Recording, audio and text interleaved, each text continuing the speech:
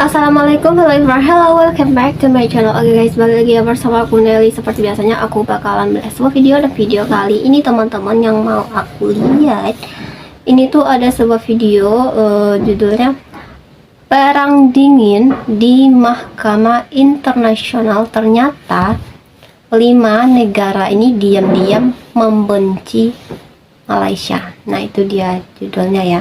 Katanya ini ada perang dingin di Mahkamah Internasional guys ya. Katanya ada beberapa negara tuh yang kayak nggak suka gitu dengan negara tetangga kita, yaitu Malaysia. Kira-kira kenapa, alasannya kenapa dulu, dan ada negara apa aja? Oke, sebelum kita play di video, buat teman-teman yang udah mampir channel aku, makasih banyak. Semoga teman-teman semuanya panjang umur, murah rezeki, dan selalu diberi kesehatan, amin. Jadi cus, kita lihat dulu video kali ini. Let's go. Yang pertama, saya menyambut baik penyelesaian Pak Presiden negosiasi Jokowi batas laut teritorial di Laut Sulawesi. Indonesia dan Malaysia menjadi dua negara yang saling bertetangga tapi masih selalu punya catatan sengketa dan klaim wilayah perbatasan. Gak jarang juga sengketa antara kedua negara ini terjadi sangat alot, sampai-sampai pantang sekali untuk membicarakan masalah mereka. Tapi siapa sangka, tidak hanya dengan Indonesia, ternyata Malaysia juga berkali-kali terlibat klaim yang alot dengan beberapa negara. Negara apa aja tuh? Penasaran, yuk kita lihat bareng-bareng. Sebelum mengklaim Pulau Sipadan dan Ligitan, Malaysia dan Indonesia sudah pernah konflik karena klaim pulau lainnya. Salah satunya adalah Pulau Ambalat. Gimana nggak sengketa? Pulau Ambalat ini punya 3.000 lebih spesies ikan dan ratusan koral. Ditambah lagi dengan cadangan minyak dan gas yang melimpah dan diperkirakan bisa dieksploitasi selama 30 tahun. Wow. Yang awalnya pada tanggal 17 Oktober 1969, sebenarnya Indonesia sudah menang atas sengketa ini, dan mereka menandatangani komitmen, juga menandatangani perjanjian tapal batas landas kontinen Indonesia-Malaysia. Tapi tetap saja, konflik antara kedua negara semakin memanas dan gak ada habisnya. Sengketa pun terus berlanjut sampai di tahun 1979. Malaysia dan Indonesia kembali saling adu persepsi soal posisi strategis Pulau Ambalat. Ya, ada yang bilang posisinya lebih dominan ke Indonesia. Tapi yang di sebelah juga maunya kalau posisi Ambalat lebih dekat dengan mereka. Sengketa ini pun dibawa ke Mahkamah Internasional pada 17 Desember 2002. Meski Indonesia juga mendapat dukungan dari negara tetangga seperti Filipina, Singapura, Vietnam, China, ya. Thailand, dan Inggris, dia berhasil membuat Malaysia mundur dan tetap kukuh memasukkan Pulau Ambalat ke dalam petanya. Dan benar saja, kedua negara semakin tegang. Akhirnya masalah ini baru berakhir di tahun 2009. Saat itu Presiden Susilo Bambang Yudhoyono atau SBY bertemu dengan Perdana Menteri Malaysia Abdullah Ahmad Badawi untuk membahas masalah mereka yang semakin runyam. Dan hasilnya, Pulau Ambalat resmi jadi milik Indonesia. Tapi sayangnya, di sisi lain Indonesia harus berbesar hati dan merelakan Pulau Sipadan dan Ligitan jatuh ke tangan Malaysia. Alasannya karena Malaysia sudah lebih dulu mengurusi pulau-pulau itu sejak masa kolonial. Ya, walaupun hasilnya nggak apa-apa, yang penting Indonesia dan Malaysia tetap bisa akur. Gimana menurut kalian? Oke, kita lanjut ke negara sebelahnya lagi, yaitu Singapura. Hubungan bilateral antara Malaysia dan Singapura juga terbilang rumit. Pasalnya kedua negara ini sempat cekcok gara-gara perbatasan di Petra Branca atau Pulau Batu Putih. Konflik ini bermula di tahun 1979. Saat itu Singapura secara resmi memprotes Malaysia atas peta baru yang mereka buat, di mana Batu Putih diklaim Malaysia sebagai wilayah mereka. Karena nggak menemui jalan akhir, Singapura pun mengusulkan kepada Malaysia untuk membawa kasus ini ke hadapan Mahkamah Internasional di tahun 1989. Tapi masalah yang satu belum selesai, masalah lain pun muncul, tepatnya 4 tahun setelah klaim Batu Putih. Di tahun 1993, Singapura juga mengklaim jika Batu Putih dan Pinggiran Selatan sebagai 2 pulau milik mereka. Malaysia pun akhirnya ikut mengajukan bantahannya ke meja Mahkamah Internasional di Hamburg pada 4 September 2003 silam. Gak main-main, persidangan ini berlangsung selama 3 pekan lamanya. Dalam sidang itu, baik Singapura maupun Malaysia sama-sama getol memperjuangkan ketiga pulau itu. Singapura mengklaim jika Batu Putih adalah terra nullius dan menyebut kalau nggak ada bukti yang memastikan kalau Batu Putih masuk dalam wilayah Kesultanan Johor. Singapura juga sempat bersikeras kalau Mahkamah Internasional gak mau menerima klaim mereka. Maka Singapura akan berpendapat jika kedaulatan atas pulau ini sudah dipindah tangankan ke pihak mereka karena adanya penguasaan yang konsisten dan berlanjut sejak zaman penjajahan. Singapura juga membawa bukti-bukti yang menguatkan klaim mereka. Mulai dari menyebut jika pemilihan Batu Putih sebagai lokasi pembangunan mercusuar Horsburgh memberikan syarat kepada pejabat-pejabat Malaysia untuk izin terlebih dahulu sebelum memasuki wilayah itu, membangun sebuah stasiun komunikasi militer di pulau itu, serta mengadakan kajian atas kemungkinan akan dilakukan reklamasi tanah di sekitar pulau Batu Putih. Tapi Malaysia gak mau berdiam diri. Mereka jelas tidak menyetujui satupun dari syarat-syarat yang diajukan Singapura. Selain itu, sebuah surat yang dibuat pada tahun 1953 juga tidak membuktikan jika Johor mengklaim kedaulatan atas Batu Putih dan sudah menerbitkan laporan serta membuat peta yang tidak memasukkan Batu Putih ke dalam wilayah mereka. Juga Batu Tengah dan Pinggiran Selatan adalah dua wilayah yang saling terikat dengan Batu Putih. Akhirnya, setelah melewati sidang yang cukup sengit, Batu Putih yang memang lokasinya berada di Selat Singapura dan Tenggara Johor pun jatuh ke tangan Singapura dengan dasar teritorial perairan tanggal 23 Mei 2008. Dan Batu Tengah masuk dalam kekuasaan Malaysia. Sedangkan Pinggiran Selatan jatuh pada wilayah teritorial Malaysia, Batu Putih dan Batu Tengah. Oleh karena itu, hanya bisa dilihat dari pasang surutnya air laut, sehingga Pinggiran Selatan akan menjadi milik lautan teritorial tempatnya berpijak. Untuk menjaga pulau Pinggiran Selatan, Malaysia dan Singapura sepakat untuk membuat sebuah komite teknis gabungan yang akan memperjelas batas maritim pada wilayah antara Batu Putih dan Batu Tengah untuk menentukan kepemilikan Pinggiran Selatan jatuh ke tangan Singapura ataupun Malaysia. Ribet juga ya hubungan bilateral mereka. Tapi kita tinggalkan saja masalah kedua negara ini. Kita beralih ke negara selanjutnya yang juga punya konflik perang dingin dengan Malaysia, yaitu Banyak Thailand. juga ya yang Wilayah konflik Teluk ya. Thailand juga sempat jadi bahan konflik antara Thailand dan Malaysia.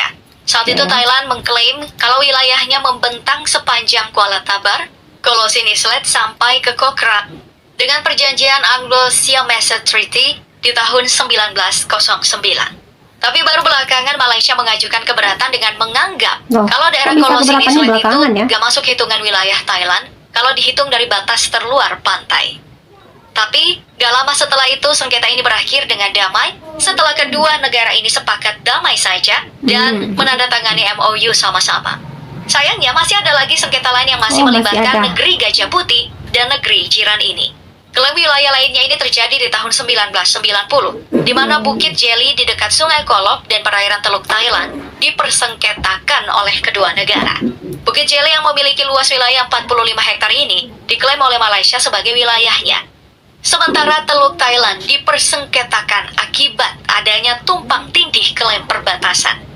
Karena belum ada jawaban pasti soal siapa yang lebih berhak, kedua negara pun akhirnya diberikan solusi sementara pada tanggal 21 Februari 1979, di mana saat itu mereka juga harus menandatangani nota kesepahaman untuk sama-sama menciptakan wilayah pengembangan yang luasnya mencapai 7.250 km persegi. Lalu di tahun 1990, keduanya kembali diberikan kebebasan untuk sama-sama bebas mengeksploitasi sumber daya alam di wilayah itu. Dan akhirnya sengketa pun berakhir dengan damai tanpa adanya ketegangan bersenjata. Nah, kalau begini kan enak ya. Ini masih soal wilayah perbatasan, Malaysia dan Brunei Darussalam juga pernah saling bersih tegang. Meski kedua negara ini punya kedekatan budaya, tapi nggak bisa menjamin keduanya tetap akur. Apalagi urusannya soal batas wilayah. Mereka pun terlibat sengketa yang berlarut-larut dan masalahnya cukup runyam.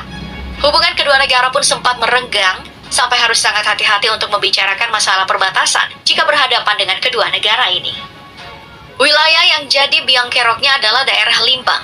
Daerah Limbang menjadi awal mula keretakan hubungan negara tetangga ini, yang awalnya daerah Limbang sepenuhnya dikendalikan oleh Kerajaan Sarawak, belakangan diklaim oleh Brunei Darussalam, karena kalau melihat dari segi geografis, daerah Limbang memang masuk wilayah teritorial mereka. Tapi bukan Malaysia namanya kalau nggak alot soal klaim-mengklaim wilayah. Di tahun 1979, Malaysia nekat memasukkan daerah sengketa itu ke dalam peta mereka. Tapi nggak mau cari masalah, Brunei pun mengalah dan membiarkan Limbang Oh, menjadi milik baik Malaysia. sekali Brunei ini ya. Mereka juga akhirnya sepakat untuk menandatangani The Exchange of Letters tanggal 16 Maret 2009 yang dilakukan oleh Sultan Brunei, Sultan Hassan Al Bolkiah, dan Perdana Menteri Malaysia Abdullah Ahmad Badawi. Oke, next. Masih adakah? Filipina juga pernah amat Filipina. membenci Malaysia hanya karena amat. klaim kepemilikan Pulau Spratly. Klaim kepemilikan oleh Malaysia ini karena mereka merasa United Nations Convention of the Law of the Sea 200 nautical mile berpihak kepada negara mereka. Sebelumnya sengketa ini juga melibatkan China, Filipina, Taiwan, dan Wah, Vietnam. banyak. Tapi Malaysia lah yang paling getol mengklaim Spratly dan puluhan pulau kecil di wilayah itu. Mereka juga nggak segan-segan untuk memasukkan pulau seluas 37 km itu ke dalam negara mereka. Waduh. Dan langsung ditentang oleh Filipina karena letak geografisnya yang dinilai lebih dekat dengan Filipina. Filipina pun ikut mengklaim pulau yang juga dinamai Pulau Kalayan. Mereka membawa bukti dekret Presiden Ferdinand Marcos tanggal 17 Juli 1978 yang menyatakan kalau Spratly adalah milik mereka. Filipina juga menguatkan argumentasinya dengan membawa The Philippines Archipelagic Baselines Act Philippines yang ditandatangani langsung oleh Gloria Macapagal Arroyo tanggal 11 Maret 2009. Ya, meski begitu kasus ini tetap berlanjut dan belum ada habisnya. Tapi bukan lagi ke Malaysia. Kini justru beberapa negara menuduh China yang mau mengklaim Pulau Spratly karena ketahuan membuat reklamasi untuk landasan udara militernya.